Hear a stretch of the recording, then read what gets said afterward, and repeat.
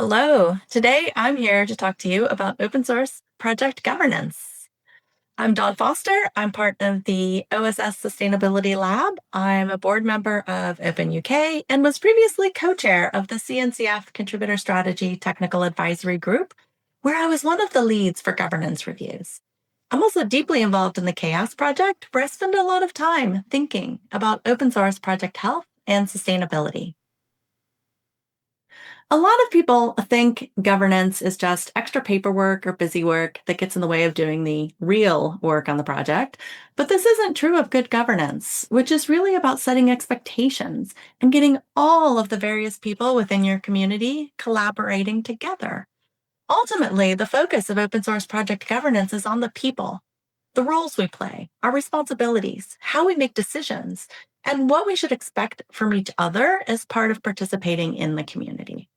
Having clear rules about how collaboration occurs, how decisions are made, and what types of contributions are in or out of scope helps community members make contributions that are likely to be accepted and embraced by the project. This helps avoid wasting maintainers' time with contributions that aren't aligned with the project. A healthy project with clear governance makes people happy and helps set your project up for future growth and long term success. The tricky thing about governance is that it needs to be proactive. The time to work on governance is when things are going well.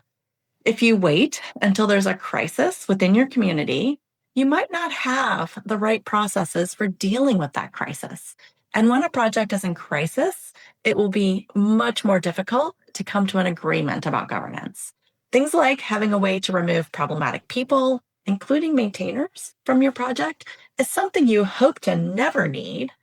But if you do need it at some point in the future, you'll be glad that you included it before it became an issue. Open source projects usually have some form of governance, even if it's not written down. It's worth spending some time thinking about and documenting how you currently make decisions in your project. Who makes those decisions?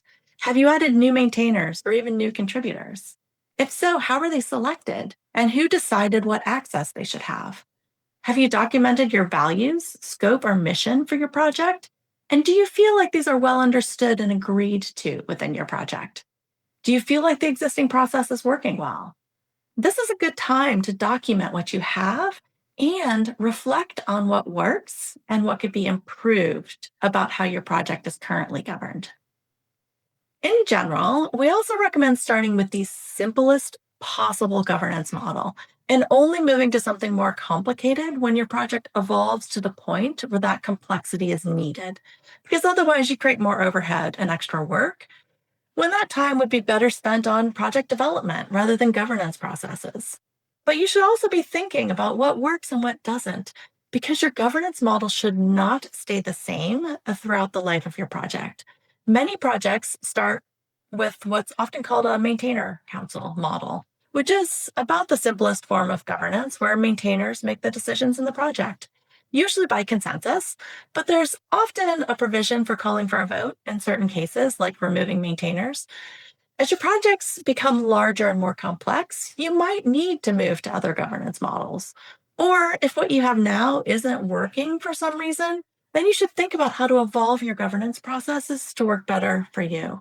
Every project is different, and there is no one size fits all governance model. Building sustainable open source projects over the long term can be a challenge, and this work never stops during the life of an open source project.